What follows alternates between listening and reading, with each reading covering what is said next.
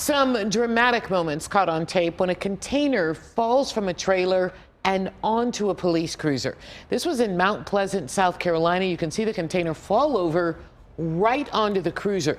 We're told it was because of high winds and then, fireball towards the end there. The officer was pulled over assisting with someone whose car had broken down. He was inside the vehicle. We're told he was not hurt.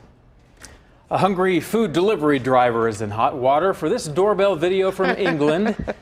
I can tell what he did already. Yeah, you can see, here he goes. He's going to pop a chip in his mouth, waiting for somebody to open the door. Was that their chip? Maybe he had the chip. Well, he didn't realize the customer was watching, and when the door did open, he said, "Hey, are you eating my food?"